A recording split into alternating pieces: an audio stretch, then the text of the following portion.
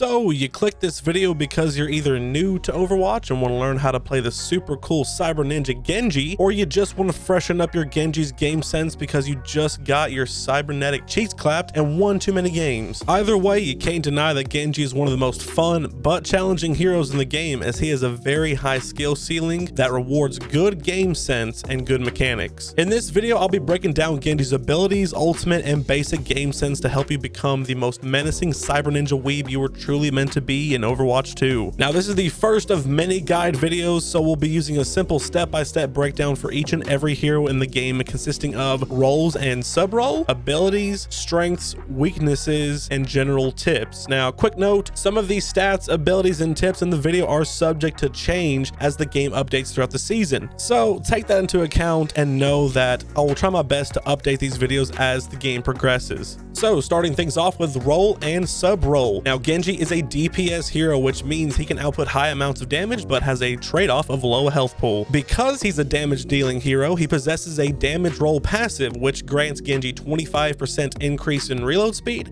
and 25% increased movement speed for 2.5 seconds upon getting an elimination. Now, this does not stack with itself, but will refresh the 2.5 second duration each time you get a kill. If you remember watching my very first DPS basics guide, which I'll have linked in the description below, you'll know I separated the DPS roles into further sub roles to help you further understand what your job is in the team fights. Genji's sub role is a flanker, meaning you want to utilize Genji's high mobility to get to the enemy backlines to eliminate their supports or DPS. Now, this doesn't mean you hyper focus on pressuring the backlines 100% of the time, but you should always keep this in mind when you feel like you have an opportunity to safely get a pick off of one of the enemy's low hero targets. Now it's time to get into the meat and potatoes of all of this and go over Genji's abilities. Now, Genji technically has two passive abilities on top of his DPS role passive, and those passives are wall climb and double jump. Pretty self-explanatory, but I'll go over them anyway. Wall climb gives Genji the ability to maneuver up and over walls, while double jump lets him jump for a second time in midair. Using both wall climb and double jump is a great way to get to high vantage points super quickly. Going on to Genji's primary way of dealing damage is his shuriken. Genji throws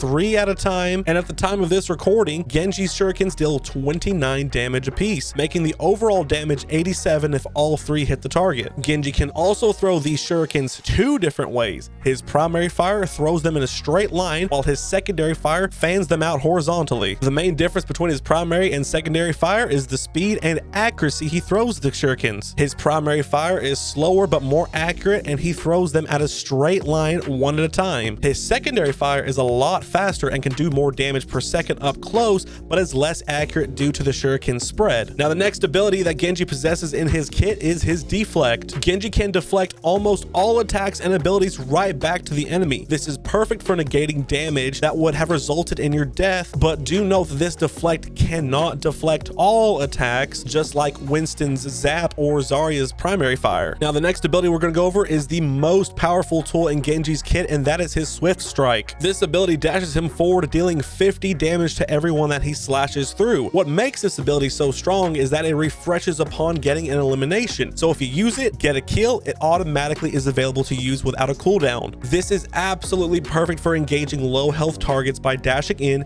getting the pick, and dashing out safely. Finally is Genji's ultimate ability, Dragon Blade. Dragon Blade is when Genji pulls out his katana that increases his movement speed by 30% and deals 110 damage per swing as of this recording. Now, activating this ultimate will automatically refresh Genji's swift strike ability if it's on cooldown. So this is perfect for dashing up into the air to get a good look at who to target before you activate Dragon Blade. Now, I quickly want to go over Genji's strengths. Now that we have a solid understanding of Genji's abilities, I think it's time we go over his strengths on the battlefield. Genji is known for having the most versatile mobility in the entire game due to his swift strike, wall climb, and double jump. If you can utilize a combination of these abilities to traverse the map, you will be super hard to hit and can easily get onto vantage points most heroes can't reach. So Genji is very strong against heroes with little to no mobility or escape abilities, as they are basically sitting ducks for him to assassinate. Now, even even though Genji sounds like an absolute monster, he does have some glaring weaknesses. The biggest threat to new Genji players is heroes that have abilities that cannot be deflected. This basically makes one of your abilities totally useless when fighting these heroes. So you must keep your distance when engaging these matchups, since your only means of escape is to swift strike out of the engagement. Now, one of Genji's less significant weaknesses are heroes that have high mobility. It's not really a weakness, but they're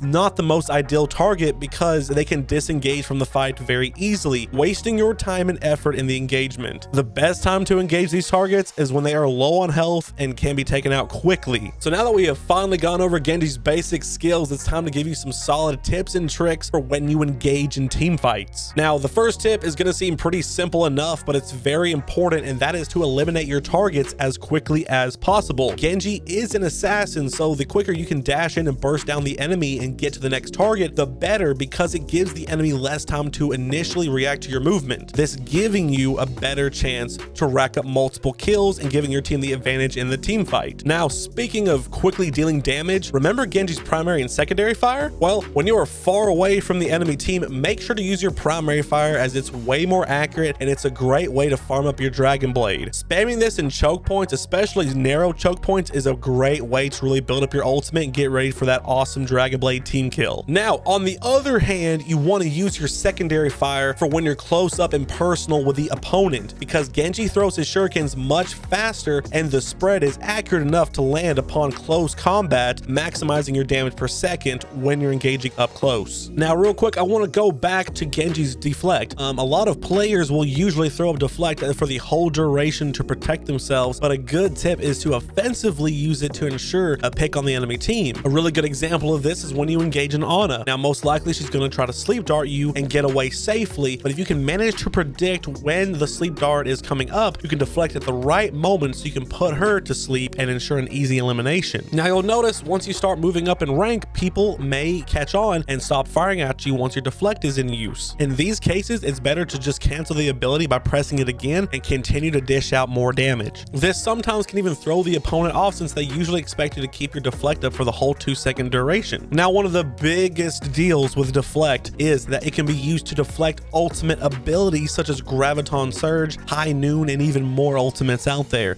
So if you can get the precise timing down for the deflect, and when you can predict when your enemy is going to use a certain ability or some sort of burst of damage, you can use that as a really big tool in Genji's kit. Now, the next important tip I want to go over is Genji's attack combos. Basically, all of these combos boil down to animation cancels. If you don't know what an animation cancel is, it's where you interrupt the rest of the animated motions after a damage dealing attack. One good example, as you'll see on the screen here, is when you're throwing shurikens and immediately melee afterwards, canceling the rest of the shuriken throw animation. So knowing this knowledge of animation canceling, you can output damage even faster as Genji, as I discussed before, because that's your goal, to engage in team fights, to eliminate targets as quickly as possible. So to start the combo, you must first pick and choose who to attack. Once you have decided who's first on your hit list, it's time to dash in. Now, the best tip I can give you for engaging a target is to swift strike at their feet while mid-air. Doing this will not only deal damage, but close the distance between you and the opponent without dashing through them. Now, when you dash through an enemy, you not only re-increase the distance between them and you, but you also take a chance of losing track of them as you're turning back around to re-engage. Now, after dashing at their feet, you want to use your secondary fire followed up by an animation cancel melee. And this combo is insanely good because it can instantly eliminate every non-tank hero in the game if you land a headshot with your secondary fire. But it's not 100% reliable to land consistently, as each hero has different headshot hitboxes.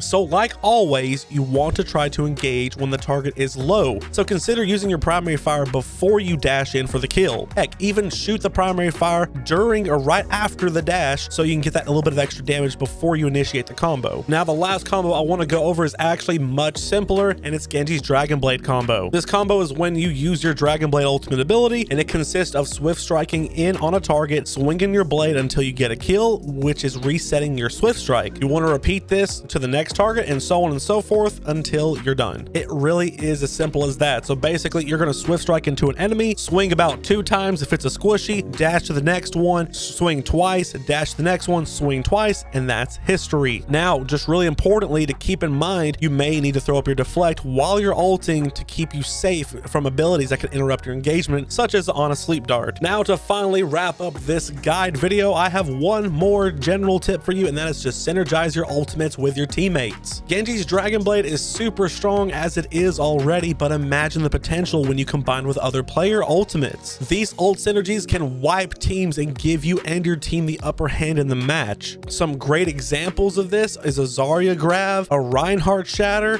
and the most popular of all, the Nano Blade. So try to communicate best you can with your teammates, see where their ultimate status is and see where yours are, and when you both have your ultimates ready, see if you can sync up and use them at the same time to get those clean team wipes. So yeah, at the end of the day, try to experiment with other ultimates to find out what works best for you when it's time to dominate the enemy team. So we've went over quite a bit in this guide, from the basics of Genji's abilities all the way to his one-shot combos. Now again, I want to remind you guys to check out some of my other guide videos coming up, and also if you don't want to miss me when I go live here on YouTube, go ahead and hit the subscribe button down below, like the video and share it. It means a ton to me. If you've made it this far in the video, you are a real MVP. I want you to know that. If there's anything you feel that I can improve on in these guide videos, or anything you feel like I've missed, feel free to let me know in the comments below, as it helps improve these videos tremendously. And with that being said, guys, I hope you have a great time climbing the ranks, and I'll see you in the next video. Peace out.